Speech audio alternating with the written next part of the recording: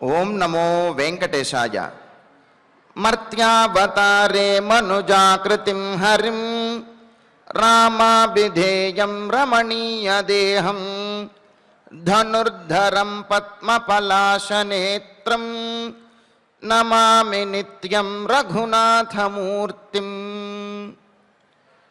రమణీయమైనటువంటి కాంతితో ధనుర్ధరధారి అయి విశాలమైనటువంటి నేత్రములతో ఈ మనుష్యలోకమున అవతరించి భక్తులను అనుగ్రహిస్తున్నటువంటి శ్రీరామచంద్రునికి నమస్కరిస్తూ తదభిన్న స్వరూపుడైనటువంటి ఆ శ్రీనివాసుని యొక్క దివ్య అనుగ్రహ విశేషం చేత సమస్త మానవాళికి ధర్మ తత్పరతను సకల కార్యసిద్ధిని చేకూర్చాలన్నటువంటి సంకల్పంతో తిరుమల తిరుపతి దేవస్థానం వారు నిర్వహిస్తున్నటువంటి శ్రీమద్ రామాయణం అయోధ్యాకాండ ప్రవచన పారాయణ కార్యక్రమంలో నేటికి మనం 389వ రోజులోకి ప్రవేశించాం.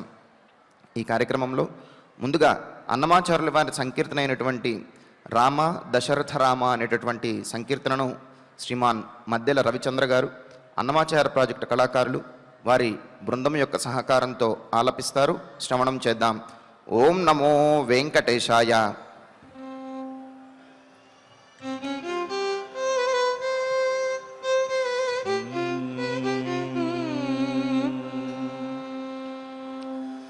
రామ దశరథ రామ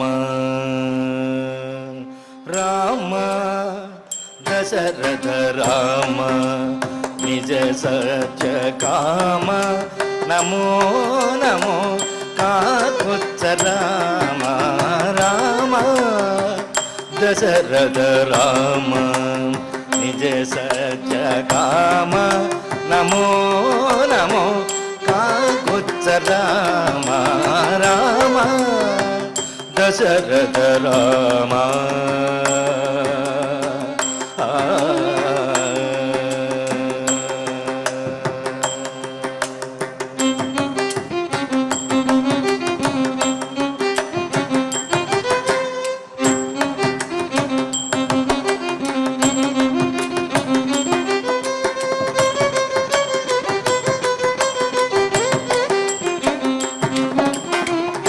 కరుణానిధి రామ కౌసల్యానందన రామ కరుణానిధి రామ కౌసల్యానందన రామ పరమ పురుష సీత పతి రామ కరుణానిధి రామ కౌసల్యానందన రామ పరమ పురుష సీత పతి రామ శరది బంధన రామ శరది బంధన రామ సవన రక్షక రామ శరది బంధన రామ సవన రక్షక రామ గురుతర రవివంశ కోదండ రామ శరది బంధన రామ సవన రక్షక రామ గురుతర రవివంశ కోదండ రామ రామ దశరథ రామ నిజ సత్య కామ నమో నమో కాకుత్స రామ రామ దశరథ రామ.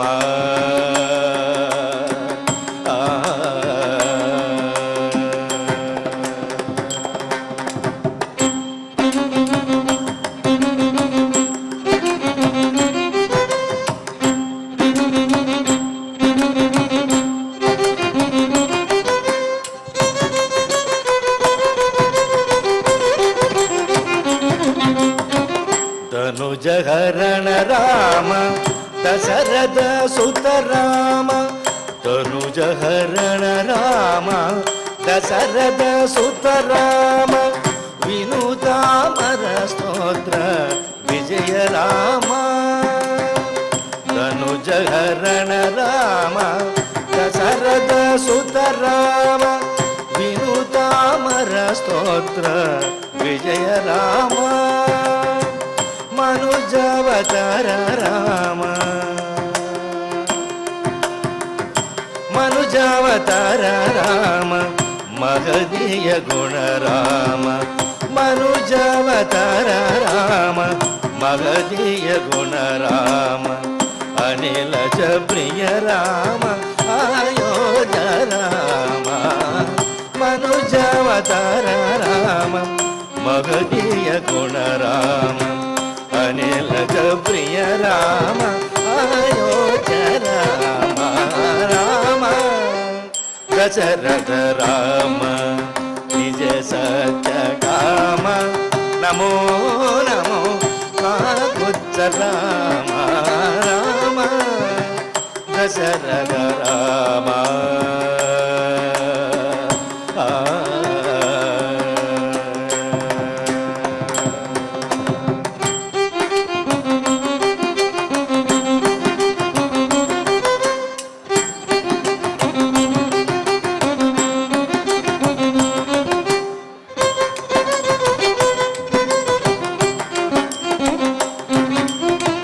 సులలిత యశ రామ సుగ్రీవ వరద రామ సులలిత యశ రామ సుగ్రీవ వరద రామ కలుష రావణ భయంకర రామ సులలిత యశ రామ సుగ్రీవ వరద రామ కలుష రావణ భయంకర రామ విలసిత రఘురామ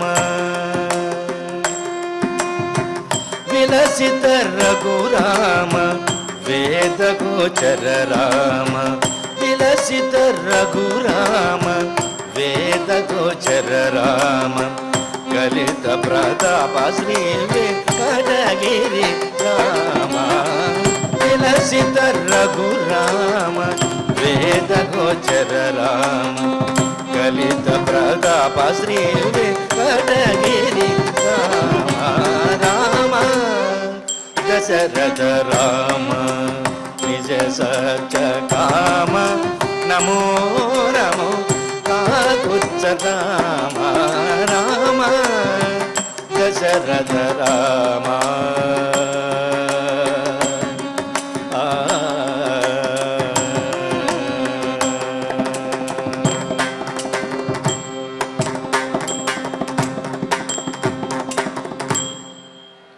సంకీర్తనను ఎంతో చక్కగా శ్రవణం చేశాం. ఇక ఇప్పుడు శ్రీ గురు ధ్యానపూర్వకంగా సంకల్ప వాక్యాలను అందరము కలిసి పలుకుతూ ఈ కార్యక్రమాన్ని ప్రారంభం చేసుకుందాం. శ్రీ గురు ధ్యానం గురుర్బ్రహ్మ గురుర్విష్ణు గురుర్దేవో మహేశ్వరః గురు సాక్షాత్ పరం బ్రహ్మ తస్మై శ్రీ గురవే నమః. శ్రీనివాస ధ్యానం శ్రీ వెంకటాద్రి నిలయః కమలాకాముకః పుమాన్ అభంగుర విభూతిర్నః తరంగయతు మంగళం. అథ సంకల్పః శ్రీమదాదివరాహ క్షేత్రే విరాజమానస్య శ్రీ పద్మావతీ జానేః అఖిలాండకోటి బ్రహ్మాండ నాయకస్య శ్రీరామచంద్ర రూపాంతరస్య భగవతః శ్రీ వెంకటేశ్వర స్వామినః సన్నిధౌ హనుమత్ సీతా లక్ష్మణ భరత శత్రుఘ్న పరివార సమేత శ్రీరామచంద్ర పరబ్రహ్మణః పరిపూర్ణానుగ్రహేణ అస్మిన్ భువనే సమస్తాదివ్యాధీనాం నివారణార్థం भारतवर्षे विद्या वित्त वाणिज्य कृषि वैद्य वैज्ञानिक देश रक्षणादिरंगेषु विद्यमानानाम् आस्तिक महाजनानां सर्वेषां सकुटुम्बानां आयुरारोग्यैश्वर्य सद्बुद्धि इत्यादि सर्वशुभफलप्राप्त्यर्थं धर्माचरणद्वारा श्रीरामराज्यस्य पुनर्व्यवस्थापनार्थम् उद्योगार्थिनां समुचितोद्योगप्राप्त्यर्थं दम्पतीनाम् अनुकूलदाम्पत्यसिद्ध्यर्थं सन्तानस्य पितृवाक्यपरिपालनानुकूल बुद्धिप्रचोदनार्थं सकलकार्यसिद्ध्यर्थं गोसंरक्षणार्थं च श्रीमद्वाल्मीकि रामायणे अयोध्याकाण्डे यथाशक्ति श्लोकं व्याख्यानपुरस्सरं 50 सर्गश्लोकपारायणं तथा श्रीधन्वन्तरि मन्त्रपारायणं च अन्योन्यसाहाय्येन आचार्यमुखेन करिष्यामहे। श्रीवाल्मीकि प्रार्थना। कूजन्तं राम रामेति मधुरं मधुराक्षरम् आरुह्य कविताशाखां वन्दे वाल्मीकि कोकिलम्। श्री आञ्जनेय प्रार्थना। मनोजवं मारुततुल्यवेगं जितेन्द्रियं बुद्धिमतां वरिष्ठां वातात्मजं वानरयूथमुख्यं श्रीरामदूतं शिरसा नमामि। श्रीरामायण प्रार्थना। वाल्मीकि गिरिसम्भूत रामसागरगामिनी पुनादिभुवनं पुण्य रामायण महानदी। श्रीराम प्रार्थना। अयोध्याख्येतु गुर्वर्धे त्यक्त्वा राज्यं गिरौ स्वसन् पादुके भरतायादात् स रामः शरणं मम। श्रीरामचन्द्र परब्रह्मणे नमः। अथ श्रीमद् रामायणे आदिकाव्ये अयोध्याकाण्डे 50 सर्गः।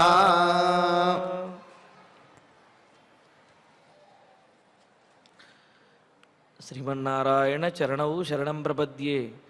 శ్రీమతే నారాయణాయ నమః. శ్రీరామాయ నమః.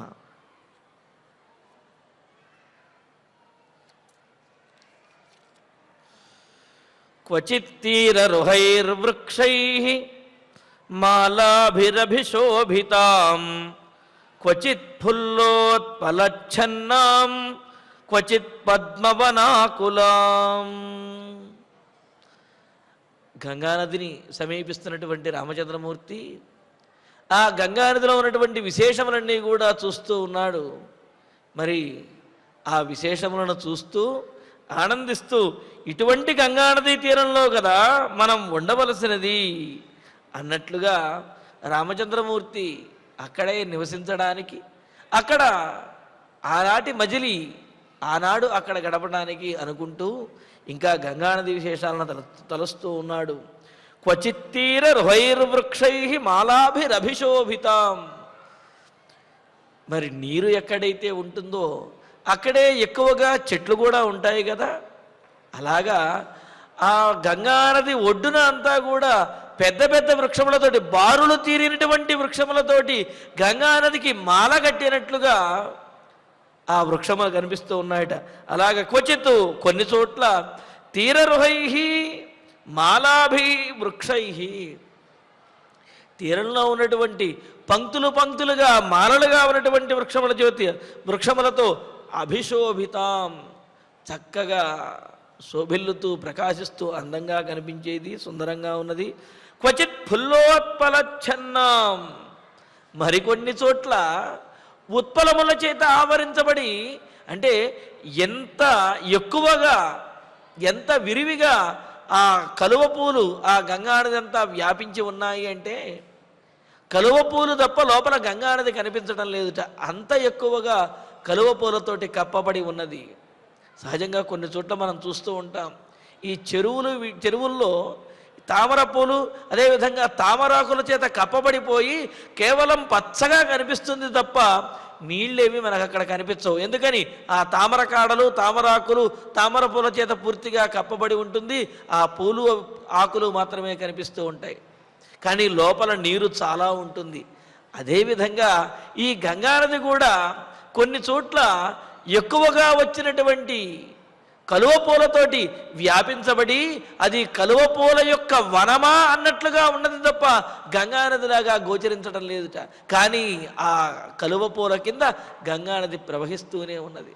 ఇలాగా దేవతా పూజలకు యోగ్యమైనటువంటి సమస్తమైన వృక్షములతోటి సమస్తమైనటువంటి పుష్పములతోటి కూడా చాలా గొప్పగా గంగానది ఉన్నది అంటూ క్వచిత్ ఫుల్లోత్ఫలచ్చన్నాం, వికసించినటువంటి కలువల చేత ఆవరించబడి ఉంది, కప్పబడి ఉన్నట్లుగా ఉన్నది.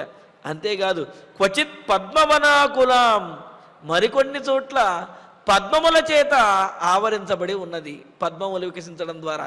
ఇందులో విశేషం ఏమిటి అంటే, ఉదయం పూట అంటే సూర్యుడు ఉన్నప్పుడేమో పద్మములు వికసించి పద్మవనములా కనిపిస్తున్నది, రాత్రిపూట చంద్రకాంతి చేత కలువలు వికసించి అది కలువల యొక్క వనములాగా ఉన్నదట. ఈ విధంగా రాత్రిపూటేమో ఆ కలువల చేత వ్యాపించబడి వికసించినటువంటి కలువలతో వ్యాపించబడి కలువల వనంలా ఉంటే, పగటిపూట పద్మముల చేత వ్యాపించబడి ఉండి వికసించినటువంటి పద్మములతోటి పద్మవనములాగా ఉన్నది, లక్ష్మీదేవికి నిలయములాగా గోచరిస్తూ ఉన్నది.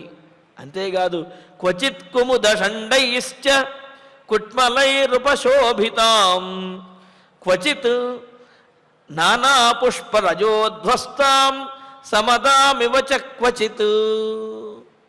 అంతేకాదు కొన్ని చోట్ల ఈ పద్మముల నుండి వచ్చేటటువంటి పరాగ రేణువులు ఏవైతే ఉంటాయో ఆ రేణువుల చేత వ్యాపించబడి ఆ గంగానది యొక్క వర్ణము రంగు కూడా మారిపోయినదిట. అంటే ఆ పద్మముల నుండి వస్తున్నటువంటి ఆ ఎర్రనైనటువంటి కేసరములు పడి ఎక్కువగా కేసరములు పట్టడంతో ఆ గంగానది కూడా కొన్ని చోట్ల వర్ణం మారినదై చాలా రమ్యంగా కనిపిస్తున్నదిట. క్వచిత్ కుముదషండైశ్చ, కొన్ని చోట్ల తెల్ల కలువల యొక్క గుంపులతోటి, కుట్మలైహి వాటి యొక్క మొగ్గలతోటి, అలాగే ఉపశోభితాం మిక్కిలి ప్రకాశిస్తూ శోభిల్లుతూ అందంగా గంగా నదే వనంలా కనిపిస్తూ, మరికొన్ని చోట్ల మరి ఈ పూల నుండి వచ్చినటువంటి రేణువులు అక్కడ నుంచి కాస్త ముందుకు వెళతాయి కదా నీళ్ళలో పడ్డ తర్వాత, అలా ప్రవహిస్తున్నటువంటి గంగానది అక్కడ మాత్రం నానా పుష్ప రజోధ్వస్తాం, అనేక రకాలైనటువంటి పుష్పముల యొక్క పరాగ రేణువులతోటి రంగు మారినదై ధ్వస్తాం మరొక వర్ణంతో ప్రకాశిస్తూ సమదాం ఇవ స్థితాం రక్తవర్ణంతో కనిపిస్తూ ఉన్నదిట. అంటే ఆ రక్తవర్ణం కూడా భయంకరంగా లేదు, చూడటానికి చాలా రమ్యంగా ఉన్నది. ఆ పరాగ రేణువులు సుగంధభరితముగా ఉండటము, చల్లగా ఉండటము, అందులో ఆ వర్ణము మారి కలువపోల నుండి అలాగే పద్మముల నుండి వచ్చినటువంటి కేసరములతో కూడినటువంటిదై ఆ గంగానది ఎంతో పవిత్రంగాను సుగంధభరితంగాను అందంగాను చిత్ర విచిత్రమైనటువంటి వర్ణములతోటి గోచరిస్తూ ఉన్నది. మరి అలా గోచరించే గంగానదిని చూస్తూ వ్యపేతమల సంఘాతాం మణి నిర్మల దర్శనాం దిశాగజైర్వనగజై మత్తైశ్చ వనవారణై. ఇంకా అంటున్నారు ఆ వనవారణముల చేత వ్యాపించబడి ఉన్నది అని అంటూ దిశాగజైర్వనగజై మత్తైశ్చ వనవారణై దేవోపవాహ్యైశ్చ ముహు సన్నాదిత వనాంతరాం అని అంటూ ఇంకా వ్యపేత మలసంఘాతాం అని అన్నారు. అంటే ఎక్కువగా నీరు ప్రవహించేటటువంటి చోట దుమ్ము ధూళి లేకపోతే మలినములు మురికి ఇలాంటివేవి ఉండవు. ఎందుకంటే ఎక్కడైతే ప్రవాహం ఉంటుందో అక్కడ నది శుద్ధిగా ఉంటుంది. అందుకనే అంటారు తామ్రం ఆమ్లేన శుద్ధ్యతి నదీ ప్రవాహేన శుద్ధ్యతి అని చెప్పి. తామ్రము అంటే కనుక రాగి పాత్ర, ఆమ్లేన శుద్ధ్యతి పులుపు పదార్థం ఏదైనా తగిలింది అంటే ఆ రాగి పాత్ర మీద ఉన్నటువంటి ఆ కిలువంతా కూడా పోతుంది, మలినమంతా కూడా పోయి శుద్ధిని పొందుతుంది. నదీ ప్రవాహేన శుద్ధ్యతి అన్నారు. నది ఎక్కడైతే ప్రవహిస్తూ ఉంటుందో ఆ ప్రవహించేటటువంటి చోట ఎటువంటి మలినములు ఉండవు, అవన్నీ కూడా ప్రవాహంలో కొట్టుకుపోయి శుద్ధిగా ఉంటుంది అని అన్నారు. అలాగా ప్రవహించేటటువంటి ఈ గంగానది ఎటువంటి మలినములు కూడా లేకుండా, మాలిన్యం ఎక్కడా కూడా లేకుండా మణి నిర్మల దర్శనం మణిలాగా ప్రకాశిస్తున్నది, వైఢూర్యమణిలాగా ప్రకాశిస్తున్నది. అంతేకాదు గంగానది ఒక్క అడుగున ఉన్నటువంటి ఆ గంగానది ప్రవహిస్తూ ఉంటే నీటి అడుగున ఉన్నటువంటి పదార్థములు కూడా, రాళ్ళు కూడా, రత్నములు కూడా అన్నీ కూడా కనిపించే విధంగా ఉన్నదిట. అంత స్వచ్ఛంగా ఉన్నది. ఎందుకు వచ్చింది ఈ స్వచ్ఛత?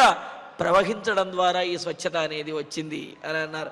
అందుకనే మణి నిర్మల దర్శనం వైఢూర్యమణిలాగా నిర్మలంగా కనిపించేది అని ఒక అర్థమైతే, అలాగే తనలో ఉన్నటువంటి అడుగున ఉన్నటువంటి మణులను కూడా ప్రకాశింపజేస్తూ కనిపించేంతటిగా స్వచ్ఛంగా ఉన్నది అని మరో అర్థం.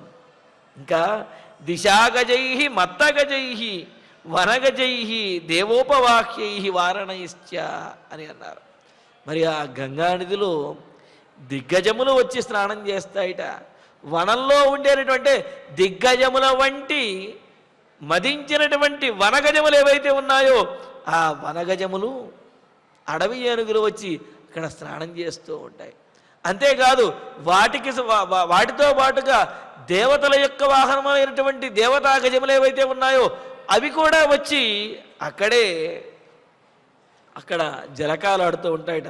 అందుకని మత్తై వనగజై మదించినటువంటి వనవారణములు ఆ అడవి ఏనుగులతోనూ దేవోపవాహ్యై వారణై దేవతలకు వాహనములైనటువంటి ఐరావతము మొదలైనటువంటి దేవత గజముల చేత కూడా ముహు సన్నాదిత వనాంతరం ఘీంకారధ్వనులు చేయబడుతూ అదే విజయధ్వానములు వినిపిస్తున్నట్లుగా విజయ శంఖారామంలాగా ఉన్నటువంటి ఆ ఘీంకారములు వినిపిస్తూ ఉంటాయట.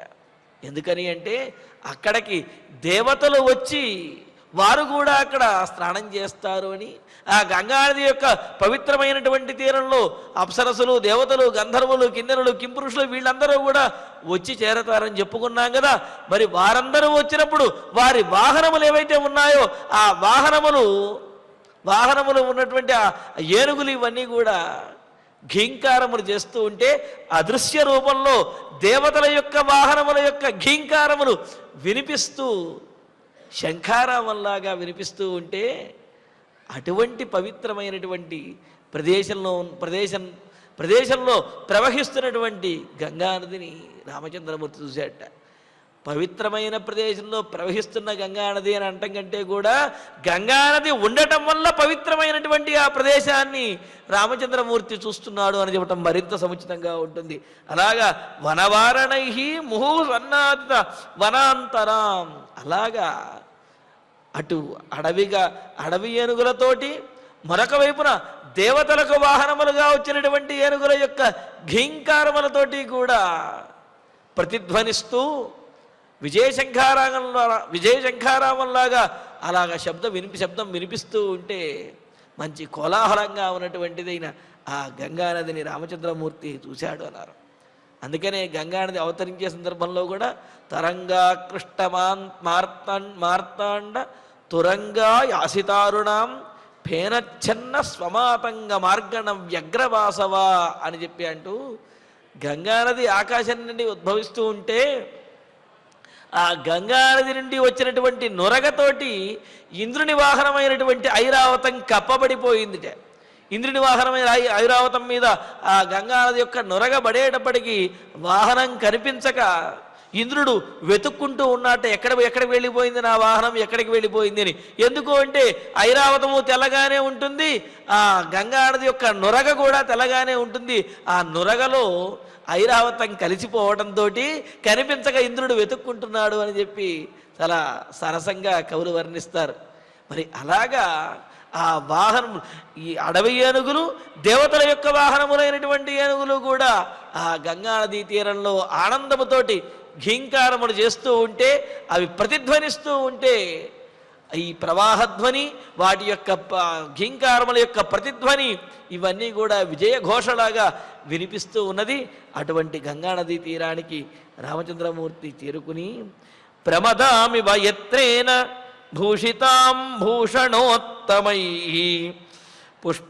ఫలై పుష్పై కిశలయై వృతాంగుల్మైర్ద్విజైస్తథా.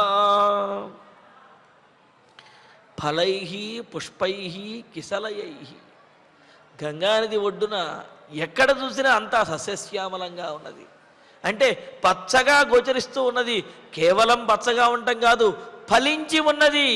ఫలములతోటి పుష్పములతోటి కూడా ఎంతో గొప్పగా ఆహారమునకు ఏమాత్రము లోటు లేదు అన్నట్లుగా అన్ని రకాలైనటువంటి జీవులకు కూడా అనుకూలమైనటువంటి ప్రదేశంగా ఉన్నది ఆ గంగానది. అందుకనే ఫలై పుష్పై కిసలయై, పండ్లు పూలు, అదేవిధంగా చిగురుటాకులు.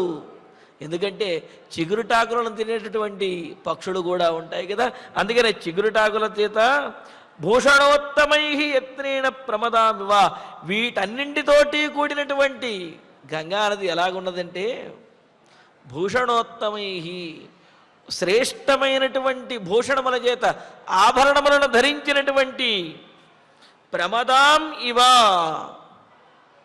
స్త్రీలాగా ఉన్నటువంటిదైన ఆ గంగానదిని, స్థితాం ఉన్నటువంటి ఆ గంగానదిని, అంటే ఆ గంగానదికి ఆభరణములు ఏమిటి? పండ్లు, పుష్పములు, అదేవిధంగా చిగురుటాకులు, ఇవన్నీ కూడా వీటన్నిటితో వ్యాపించి ఉండేటప్పటికీ అనేక వర్ణములతో కనిపిస్తూ ఉన్నాయి. అదేవిధంగా బారులు తీరి ఉన్నాయి, మాలల వలె కనిపిస్తున్నాయి. దానితోటి ఎలా ఉన్నది?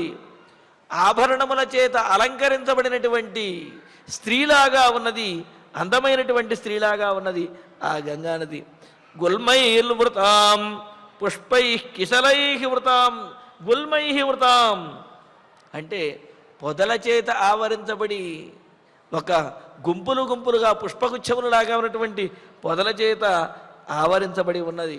అంతేకాదు ద్విజైహి, మరి ఆ పొదలలో అనేకమైనటువంటి పక్షులు, నివాసానికి ఇంతకంటే యోగ్యమైన, ఇంతకంటే ఆనందకరమైనటువంటి ప్రదేశం మరొకటి ఉండదు అన్నట్లుగా అనేకమైనటువంటి పక్షులన్నీ కూడా గుంపులుగా వేల కొలది అక్కడే జీవిస్తూ ఉన్నాయట. అంతేకాదు జలచరములు కూడా శింశుమారైహి, శింశుమార శబ్దానికి నీటి కోతులు అనే అర్థము ఉన్నది. అదేవిధంగా ముసళ్ళు అనే చిన్న ముసళ్ళు అనే అర్థం కూడా ఉన్నది. శింశుమార స్త్వంబుకపి అని వైజయంతి నిఘంటువులో చెప్పినట్లుగా శింశుమార శబ్దానికి నీటి కోతులు అనే అర్థము ఉన్నది. అదేవిధంగా మరికొన్ని నిఘంటువుల్లో ముసలి అనే అర్థం కూడా చెప్పారు. ఏదైనప్పటికీ కూడా జలచరములు, నీటి కోతులు, మొసళ్ళు మొదలైనటువంటి జలచరములు. అలాగే ఆ తర్వాత శ్లోకంలో శింశుమారైశ్చ నక్రైశ్చ భుజంగైశ్చ నిషేవితాం విష్ణుపాదచ్యుతాం దివ్యాం అపాపాం పాపనాశినీం. శింశుమారములు అంటే ఇంతకుముందు చెప్పుకున్నాం కదా, నీటి కోతులు, మొసళ్ళు. నక్రైశ్చ పెద్ద పెద్ద మొసళ్ళు, వీటితోటి భుజంగైశ్చ పెద్ద పెద్ద సర్పములతోటి కూడా కూడి ఉన్నదై నిషేవితాం ఆశ్రయించినటువంటిదై. అంటే ఏమిటి? అటు పశుపక్ష్యాదులకు వీటినిటికి ఆశ్రయాన్ని ఇచ్చింది. మరి ఒక వైపు ఈ మొసళ్ళు అలాగే సర్పములు వీటన్నిటికీ కూడా ఆశ్రయాన్ని ఇచ్చింది. అంటే ఇక్కడ మహాత్ముల యొక్క లక్షణము, అటు సాధువులకి ఆశ్రయాన్ని ఇస్తారు, తమను గనక ఆశ్రయించినట్లయితే ఎటువంటి వారైనా ఆశ్రయించినటువంటి అందరికీ కూడా ఆశ్రయాన్ని కల్పిస్తారు అనేది దీని ద్వారా తెలుస్తున్నది. అందుకని నక్రైశ్చ జలచరములు ఏవైతే ఉన్నాయో, మొసళ్ళు మొదలైనవి, వాటన్నిటి చేత కూడా నిషేవితాం కూడి ఉన్నటువంటిదై, ఇంకా విష్ణుపాదచ్యుతాం దివ్యాం అపాపాం పాపనాశినీం, విష్ణువు యొక్క పాదముల నుండి ఆవిర్భవించినటువంటిదైన ఈ గంగానది అపాపాం, ఎటువంటి పాపములు లేనటువంటిది. అంటే పాపములనేవి అంటనటువంటిది. పాపనాశిని, పాపములన్నిటినీ కూడా పోగొట్టేది అని అన్నారు. సహజంగా మనకు సందేహం వస్తుంది, పాపం చేసినటువంటి వాళ్ళందరూ కూడా వెళ్ళి గంగానదిలో మునిగితే ఆ గంగానది పాపంతో నిండిపోతుంది కదండి. పైగా మరి ఇంతమంది పాపం చేసిన వాళ్ళైతే పూర్తిగా గంగానది అంతా కూడా పాపంతో నిండిపోతే ఆ తరువాత అక్కడ చేసేవాళ్ళకి ఆ పాపాలన్నీ కూడా అంటుకుంటే అంతే కదా. ఈ నదులలోకి మలినాలని వాటిని విడిచిపెడుతూ ఉంటారు. విడిచిపెడుతూ ఉంటే ఏమవుతున్నది? ఆ మలినములతోటి నది పూర్తిగా మాలిన్యాన్ని పొంది ఆ తరువాత తాగటానికి సరే, కనీసం స్నానం చేయటానికి, కాలు పెట్టి దిగటానికి కూడా వీలు కాకుండా మారిపోతుంది. అంత మాలిన్యాన్ని పొందుతుంది. చూస్తూనే ఉన్నాం కదా మనం. మరి అలాగే ఇక్కడ పాపాత్ములు, పాపం చేసినటువంటి వాళ్ళందరూ గంగానదిలో మునగడం ద్వారా వారి యొక్క పాపం అంతా కూడా పోతుంది. అంటే ఎక్కడికి పోతుంది? గంగానదిలో కలిసిపోతుంది అన్నాం అనుకోండి. మరి వీళ్ళందరి పాపంతో గంగానది నిండిపోతుంది కదా. అప్పుడు ఏమవుతుంది? గంగానదిలో అంతా కూడా పాపమే ఉంటుంది. ఆ తర్వాత చేసినటువంటి వాళ్ళకి అదంతా చుట్టుకుంటూ ఉంటుంది. అందుకని ఏం చెబుతున్నాడు? గంగానదిలో మునిగినటువంటి వారికి, స్నానం చేసినటువంటి వారికి పాపం పోతుంది, కానీ గంగానదికి ఆ పాపం అనేది అంటదు అని అంటున్నాడు. అందుకనే పాపనాశిని, పాపములను పోగొట్టేది, స్వయముగా పాపములనేది లేనటువంటిది, పాపములు అంటనటువంటిది, పాపములను పోగొట్టేటటువంటిది అని అన్నారు. అంతే కదా. అగ్ని లోహంలో ఉన్నటువంటి మలినాన్ని పోగొడుతుంది. అంటే ఆ అగ్నికి మలినం ఏమైనా అంటుతుందా? అంటదు కదా. అగ్ని ఎంతటి మలినాన్నైనా సరే మాడి మసి చేసేస్తుంది, కానీ అగ్నికి మాత్రం మాలిన్యం అనేది అంటదు. అలాగే గంగానది కూడా తనలో స్నానం చేసినటువంటి వారందరినీ కూడా తన స్పర్శతోటి వారి పాపాలన్నింటినీ కూడా పోగొడుతుంది. అలాగని ఆ పాపాలను తనకు అంటించుకోదు. ఆ పాపాలు గంగానదికి అంటవు. అందుకనే పాపనాశిని అపాపాం, పాపములనేవే లేనటువంటిది, పాపములు అంటనటువంటిది. అంతేకాదు పాపనాశిని, తనను ఆశ్రయించినటువంటి వారి యొక్క పాపములను పోగొట్టేది అయినా ఆ గంగానది. ఇంకా ఏమన్నారు? విష్ణుపాదచ్యుతాం దివ్యాం అపాపాం పాపనాశిని. మరి దీనికి ఇంతటి శక్తి, ఈ గంగానదికి ఇంతటి శక్తి ఎలా వచ్చింది అంటే విష్ణుపాదచ్యుతాం, మహావిష్ణువు యొక్క పాదముల నుండి జాలువారినటువంటిది కావున ఆ గంగానదికి అంతటి శక్తి వచ్చినది అన్నారు. అందుకనే అంటారు ధాతు కమండలు జల శ్రోతాంశి మందాకిని గంగా భోగవతి మయాని పురతే యావత్ త్రిలోకీమిమాం అని చెప్పి అంటూ వామనావతారంలో మహావిష్ణువు బ్రహ్మలోకం ఊర్ధ్వం వైపు పైకి పెట్టినటువంటి పాదం బ్రహ్మలోకం వరకు వెళితే బ్రహ్మగారు వెంటనే తన కమండల జలంతో ఆ పాదములను కడిగారుట. అలా మహావిష్ణువు యొక్క పాదములు కడుకగా జాలువారినటువంటి జలమే గంగానదిగా అవతరించి స్వర్గలోకాన్ని, భూలోకాన్ని, పాతాళలోకాన్ని కూడా తరింపజేసింది అని చెప్పి మనకు పెద్దలు చెప్పారు కదా. మరి అలాగా విష్ణుపాదచ్యుతాం, మహావిష్ణువు యొక్క పాదముల నుండి ఆవిర్భవించడం వలన గంగానదికి అంతటి పవిత్రత వచ్చినది. ఆ పవిత్రత గంగానదికి రావటమే కాదు, తనలో చేరినటువంటి వారందరికీ ఆ పవిత్రతను ఆపాదిస్తున్నది. అలాగే వారి పాపములను పోగొడుతున్నది. అయినప్పటికీ కూడా గంగకు మాత్రము ఎటువంటి పాపములు కూడా అంటడం లేదు. అందుకనే అపాపాం, పాపములనేవే అంటనటువంటిది, పాపమనేదే లేనటువంటిది, పాపనాశిని, తన స్పర్శ చేత తనను ఆశ్రయించినటువంటి వారందరికీ కూడా పాపములను పోగొట్టేది ఆయన ఆ గంగానదిని చూచారు. ఇక్కడ పాఠాంతరంగా మరొక పదం కూడా ఉంది. తాం శంకర జటాజూట ద్రష్టాం సాగర తేజస అని చెప్పి కూడా తర్వాత పాఠం వస్తున్నది అనమాట. అలాగా విష్ణుపాదము నుండి ఆవిర్భవించి పాపములన్నింటినీ పోగొట్టేది సముద్ర మహిషీం గంగాం సారస క్రౌంచనాదితాం ఆససాద మహాబాహు శృంగిబేరపురం ప్రతి. ఇంకా సముద్ర మహిషీం గంగాం సారస క్రౌంచనాదితాం, సముద్ర మహిషీం అని అన్నారు. ఇక్కడ సముద్రానికి పట్టమహిషి వంటిది గంగా నది అని అన్నారు. ఏమిటి పట్టమహిషి యొక్క లక్షణము, ఏమిటి భార్య యొక్క లక్షణము అంటే భర్తను ధైర్యంగా నిలబెట్టగలిగినదే భార్య అని చెప్పి అన్నారు. భర్తకు ఆధారభూతంగా ఉండేది, భర్తను పరిపూర్ణుడిగా చేసేది భార్య అని అన్నారు. అర్ధోహవా ఏష యదాత్మన యావజ్జాయాం నవిందతే అని చెప్పి మనకు ఛాందోగ్య బ్రాహ్మణం తెలియజేస్తున్నది. భార్యను చేబూరనంత వరకు, భార్య తన పక్కన ఉండనంత వరకు కూడా భర్త అర్ధభాగంగానే ఉంటాడు, అపరిపూర్ణుడిగానే ఉంటాడు అని చెప్పి అన్నారు. ఎప్పుడైతే భార్య పక్కన చేరుతుందో, వివాహం ఆడతాడో అప్పుడు పరిపూర్ణుడు అవుతాడు అన్నారు. ఇక్కడ సముద్రాన్ని నింపటం కోసము, సముద్రాన్ని పరిపూర్ణం చేయటం కోసము గంగానది సముద్రంలో కలుస్తూ ఉన్నది. గంగానది కలవటం వలన సముద్రము నిండినది అనే విషయం మనకు పూర్వం కూడా అనుకున్నాం. అంటే గంగానది తన జలములతోటి సముద్రుడిని నింపుతూ సముద్రుడిని నిలబెడుతూ ఉన్నది, సముద్రుడిని పరిపూర్ణుడిని చేస్తున్నది. అందుకనే ఏమన్నారు ఇక్కడ,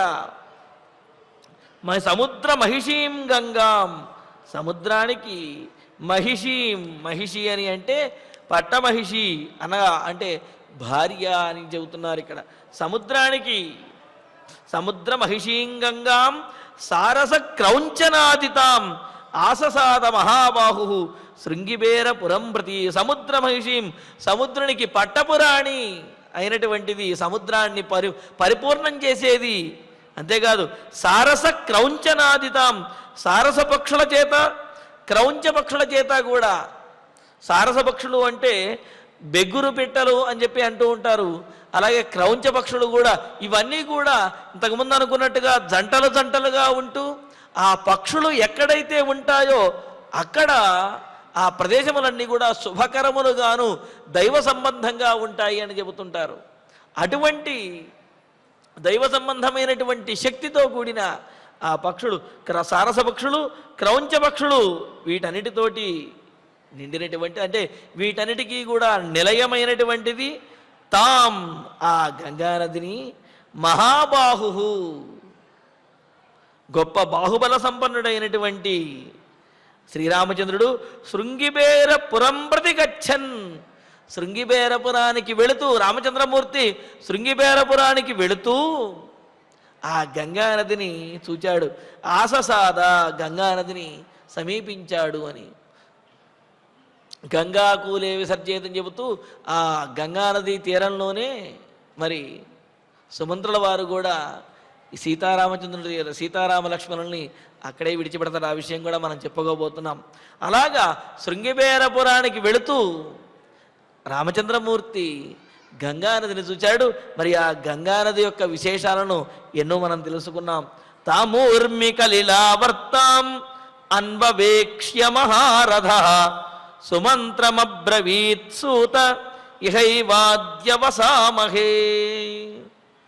మహారథ, మహారథుడైనటువంటి రామచంద్రమూర్తి. ఇక్కడ మహారథ అని చెప్పడంలో ఉద్దేశ్యం ఏమిటంటే, ఎక్కడైనా ఏ ప్రదేశంలోనైనా, అడవిలోనైనా, పర్వతంలోనైనా, రాజ్యంలోనైనా, యుద్ధంలోనైనా, ఎక్కడైనా సరే ధైర్యంగా నిలబడగలిగినటువంటి వాడు, ధైర్యంగా పోరాడగలిగినటువంటి వాడు, భయం అనేది లేనటువంటి వాడు అని చెప్పడం ఇక్కడ ఉద్దేశ్యం. అంటే కొత్త ప్రదేశానికి వచ్చాం కదా అని భయం అనేది రాముడిలో లేదు. అందుకనే మహారథ అని చెప్పారు. మహారథ శబ్దానికి ఇంతకుముందు కూడా మనం అర్థం చెప్పుకున్నాం.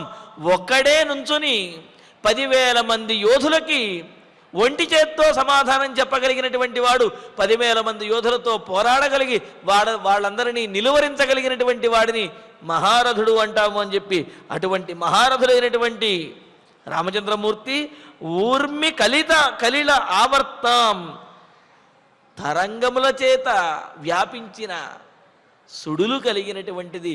సుడులు తిరగటమే అదే చాలా గొప్పగా కనిపిస్తూ ఉంటుంది, భయంకరంగా ఉంటుంది. మరి ఆ సుడుల చుట్టూ కూడా ఎత్తైనటువంటి తరంగములు ఉంటే అదేదో పెద్ద బావిలాగా ఉంటుంది.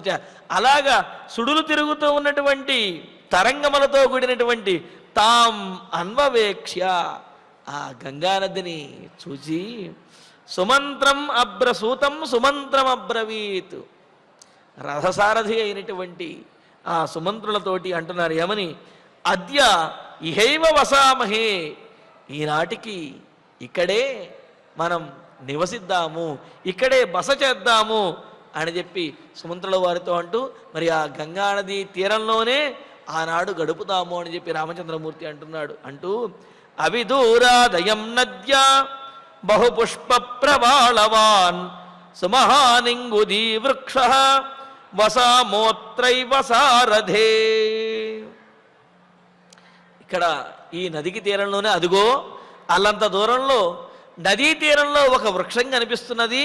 నద్యాహ అవిదూరాత్, నదికి చాలా దగ్గరగా బహుపుష్ప ప్రవాళవాన్, అనేకమైనటువంటి పుష్పముల చేత అలాగే చిగుళ్లతోటి కూడా కూడి ఉన్నటువంటిది, చూడటానికే చాలా అందంగా ఉన్నది, సుగంధభరితమైనటువంటిది, అలాగే సుఖంగా ఉండేటటువంటిది అయిన సుమహాన్ పెద్దదైనటువంటి అయం ఇంగుదీ వృక్ష, అంటే గార చెట్లు అని అంటున్నారు. అక్కడ తపస్సు చేసుకోవడానికి, అదేవిధంగా మనస్సు ప్రశాంతంగా ఉండడానికి ఇంగుదీ వృక్షం యొక్క నీడ చాలా గొప్పగా సహకరిస్తుంది అని మనకు పెద్దలు తెలియజేస్తున్నారు.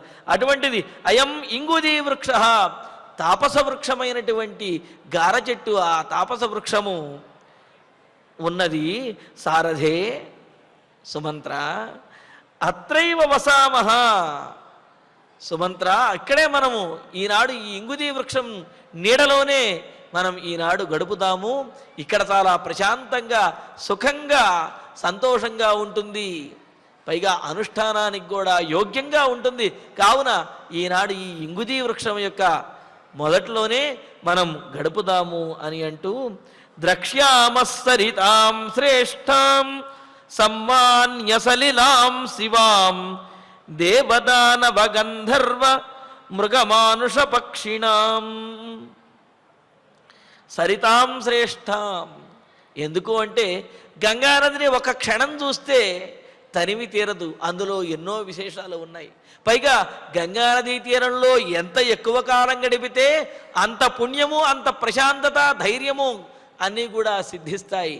కావున సరితాం శ్రేష్ఠాం, నదులలో శ్రేష్టమైనటువంటిది దేవదానవ గంధర్వ మృగ మానుష పక్షిణాం సంహాన్య సలిలాం. చూడండి, దేవతలకి, రాక్షసులకి, మనుషులకి, పక్షులకి, జంతువులకి, జలచరములు వీటన్నింటికి కూడా, అంటే సమస్తమైనటువంటి ప్రాణులకి, చెట్లకి, వీటికి కూడా, సమస్తమైనటువంటి ప్రాణులకి కూడా అనుకూలమైనటువంటిది, జీవించడానికి యోగ్యమైనది అని. ఎందుకు అంటే కొన్ని ప్రదేశాలు కొన్ని గణములకు మాత్రమే సరిపోతాయి. ఎందుకు అంటే ఎక్కడైతే దేవతా గణములే ఎక్కువగా ఉంటాయో అక్కడ రాక్షస గణములు, ఆ దానవ గణములు ఉండడానికి అవకాశం ఉండదు.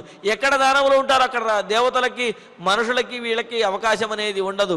ఇవన్నీ ఉన్నటువంటి, వీరందరూ ఉన్నటువంటి చోట మిగతా జంతువులవన్నీ జీవించడానికి ఉండదు. అవి అక్కడి నుంచి పారిపోతాయి. పక్షులు కూడా అంతే. మరి అటువంటిది గంగానదీ తీరంలో మాత్రం దేవతలు, దానవులు, గంధర్వులు, మృగములు, మనుషులు, పక్షులు వీటన్నిటికీ కూడా సమ్మాన్య సలిలాం, వీటన్నింటి చేత పూజింపబడేటటువంటి నీరు కలిగినటువంటిది, వీటన్నింటికీ కూడా అనుకూలమైన జీవనాధారమైనటువంటి నీరు కలిగినటువంటిది అని అర్థం.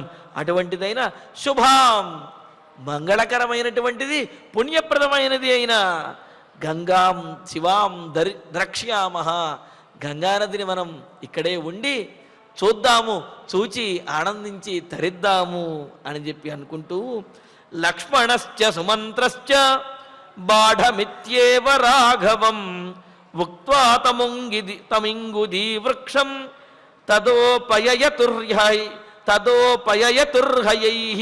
తదా ఉపయయతు హయైః అని అంటూ వెంటనే రాముడు చెప్పినటువంటి ఆ ఇంగుదీ వృక్షాన్ని చూచి అసలు ఆ గంగానది తీరానికి వచ్చేటప్పటికే రాముడికి ఏ విధమైనటువంటి భావనలు కలుగుతున్నాయో, ప్రశాంత చిత్తము, అదేవిధంగా ప్రసన్నత, హాయ్ అంటే సుఖము, ఇవన్నీ ఎలా కలుగుతున్నాయో అలాగే మరి సీతాదేవికి, అలాగే లక్ష్మణస్వామికి, సుమంత్రుల వారికి కూడా అదే భావాలు కలుగుతాయి కదా. ఇక్కడే ఉండాలి అని అనిపిస్తుంది కదా. అలా వారికి కూడా అనిపించింది. అయితే వారు మాత్రము రాముడి యొక్క అభిప్రాయాన్ని బట్టే మనం నడుచుకోవాలి తప్ప మన అభిప్రాయాన్ని బట్టి ఇక్కడే ఉండిపోదాము, ఇక్కడి నుంచి వెళ్ళిపోదాము, ఇటువంటి మాటలు చెప్పడానికి లేదు. కావున మరి వాళ్ళు రాముడు ఎప్పుడైతే ఈ ఇంగుదీ వృక్షం యొక్క నీడలో ఈ గంగానది తీరంలో ఉండిపోదాము అని అన్నాడో, వారి మనస్సులో ఉన్న మాట కూడా అదే అవడంతో లక్ష్మణశ్చ సుమంత్రశ్చ బాఢమిత్యేవ రాఘవం, లక్ష్మణుడు సుమంత్రుడు కూడా రాఘవం శ్రీరాముడితోటి బాఢం ఇత్యేవ, బాగు ఇలాగే ఉందాం, మంచి మాట చెప్పారు, శభాష్ అని అంటూ వాళ్ళు కూడా అక్కడే ఉందాము, అది తమకు కూడా ఇక్కడ ఉండటమే ఇష్టము అనే విషయాన్ని చెబుతూ తదా హయైహి, ఇంకా అప్పుడు ఆ రథంతో ఇంగుదీ వృక్షం, ఆ ఇంగుదీ వృక్షం యొక్క గార చెట్టు యొక్క దగ్గరికి ఉపయయతు, సమీపించారు. ఆ గార చెట్టు దగ్గరికి వెళ్ళారు సీతారాములు, లక్ష్మణుడు, అదేవిధంగా సుమంత్రుల వారు ఆ రథంలో గంగానది తీరంలో ఉన్నటువంటి ఇంగుదీ వృక్షం దగ్గరకు వెళ్ళారు. రామోభియాయతం రమ్యం వృక్షమిక్ష్వాకునందన రథాదవాతరత్తస్మాత్ సభార్య సహ లక్ష్మణ. మరి అక్కడ దిగిన తర్వాత జరిగినటువంటి విశేషములేమిటి, ఆ గంగానదిలో ఏ విశేషములను రామచంద్రమూర్తి చూశాడు, ఆ విశేషాలను తర్వాతి ప్రవచనంలో తెలుసుకుందాము. ఇక ఇప్పుడు ఆచార్యుల వారి ద్వారా శ్లోకాలను పారాయణ చేసుకుందాము. క్వచిత్ ఫుల్లోత్పలచ్ఛన్నాం క్వచిత్ పద్మవనాకులాం క్వచిత్ కుముదషండైశ్చ కుట్మలైః ఉపశోభితాం నానాపుష్పాం రజోధ్వస్తాం నానాపుష్పరజోధ్వస్తాం సమదాం ఇవ చ క్వచిత్ యపేతమలాం సంఘాతాం యపేతమల సంఘాతాం మణి నిర్మల దర్శనాం వాణి నిర్మల దర్శనాం దిశాగజైః దిశాగజైః వనగజైః వనగజైః మత్తైశ్చ మతైశ్చ వరవారణైః వరవారణైః దేవోపవాహ్యైశ్చ దేవోపవాహ్యైశ్చ ముహుః ముహుః సన్నాదిత సన్నాదిత వనాంతరం వనాంతరం సన్నాదిత వనాంతరా సన్నాదిత వనాంతరా ప్రమదామివ ప్రమదామివ యత్నేన యత్నేన భూషితాం భూషితాం భూషణోత్తమైః భూషణోత్తమైః ఫలైః పుష్పైః ఫలైః పుష్పైః కిసలయైః కిసలయైః వృతాంగుల్మైః వృతాంగుల్మైః ద్విజైస్తథా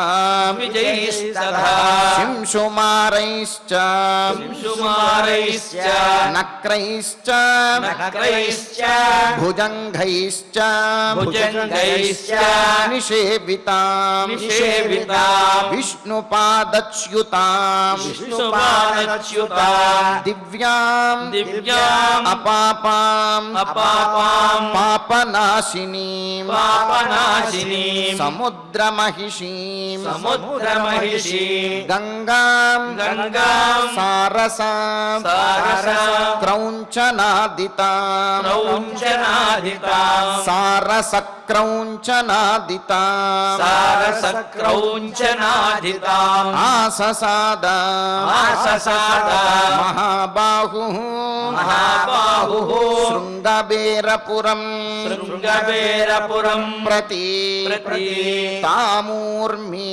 తామూర్మి కలిలావర్తాం కలిలావర్తాం తామూర్మి కలిలావర్తాం తామూర్మి కలిలావర్తాం అన్వవేక్ష్య అన్వవేక్ష్య మహారథః మహారథః సుమంత్రం సుమంత్రం అబ్రవీత్ సూతం అబ్రవీత్ సూతం ఇహైవాద్యాం ఇహైవాద్య వసామహే వసామహే అవిదూరాత్ అవిదూరాత్ అయం నద్యాః అయం నద్యాః బహుపుష్పా బహుపుష్పా ప్రభాలవాన్ ప్రబాలవాన్ సుమహాన్ సుమహాన్ ఇంగుదీ వృక్షే ఇంగుదీ వృక్షే వసామః వసామః అత్రైవ సారథే అత్రైవ సారథే ద్రక్ష్యామః ద్రక్ష్యామః సరితాం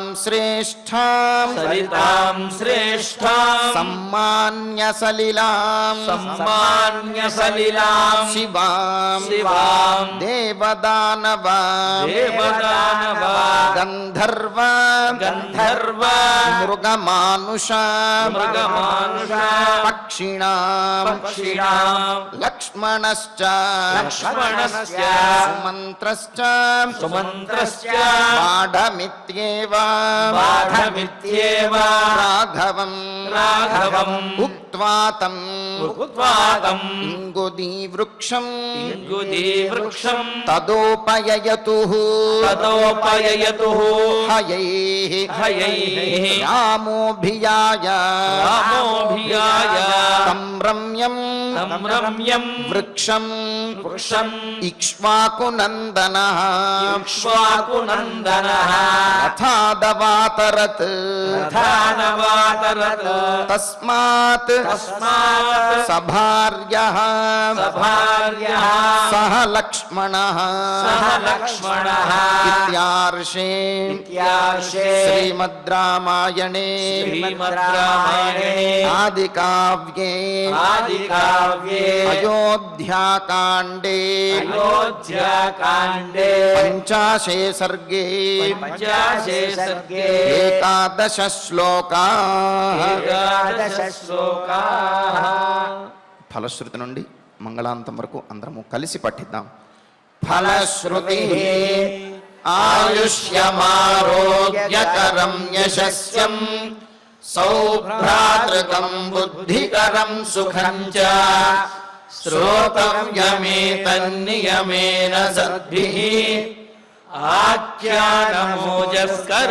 ఆఖ్యానమోజస్కరమృద్ధికామైః శ్రీరామచంద్ర పరబ్రహ్మణే నమః. అథ ధన్వంతరి ధ్యానం. అచ్యుతానంత గోవింద విష్ణో నారాయణామృత. రోగాన్మే నాశయాశేషాన్ ఆశు ధన్వంతరే హరే. ఆరోగ్యం దీర్ఘమాయుష్యం బలం తేజో ధియం శ్రియం.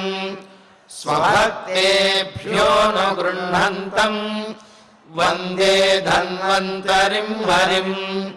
ధన్వంతరేరిమం శ్లోకం భక్త్యా నిత్యం పఠంతి యే.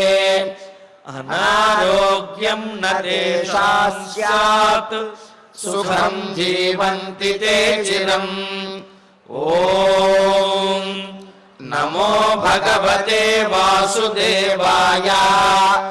ధన్వంతరయే అమృత కలశహస్తాయ వజ్రజలౌకహస్తాయ సర్వామయ వినాశనాయ త్రైలోక్యనాథాయ మహావిష్ణవే స్వాహా. ఓం వాసుదేవాయ విద్మహే సుధాహస్తాయ ధీమహి తన్నో ధన్వంతరి ప్రచోదయాత్. అథ నవగ్రహ ప్రార్థనా. ఆరోగ్యం పద్మబంధుర్వితరతు నితరాం సంపదం శీతరశ్మిః. భూలాభం భూమిపుత్రః సకల గుణయుతాం వాగ్విభూతిం చ సౌమ్యః. సౌభాగ్యం దేవమంత్రి రిపుభయశమనం భార్గవః. శౌర్యమార్కిః దీర్ఘాయుస్సైనికేయః. విపులతరయశః కేతుః ఆచంద్రతారం. అరిష్టాని ప్రణశ్యంతు దురితాని భయాని చ. శాంతిరస్తు శుభం మేస్తు గ్రహాః కుర్వంతు మంగళం. అధ క్షమా ప్రార్థనా. యదక్షరపదభ్రష్టం మాత్రాహీనం చ యద్భవేత్ తత్సర్వం క్షమ్యతాం దేవ నారాయణ నమోస్తుతే. అథ భగవత్సమర్పణం. కాయేన వాచా మనసేంద్రియైర్వా బుద్ధ్యాత్మనా వా ప్రకృతే స్వభావాత్ కరోమి యద్యత్ సకలం పరస్మై నారాయణాయేతి సమర్పయామి. అధ మంగళం శ్రియకాంతాయ కళ్యాణ నిధయే నిధయేర్థినాం. శ్రీవేంకటనివాసాయ శ్రీనివాసాయ మంగళం.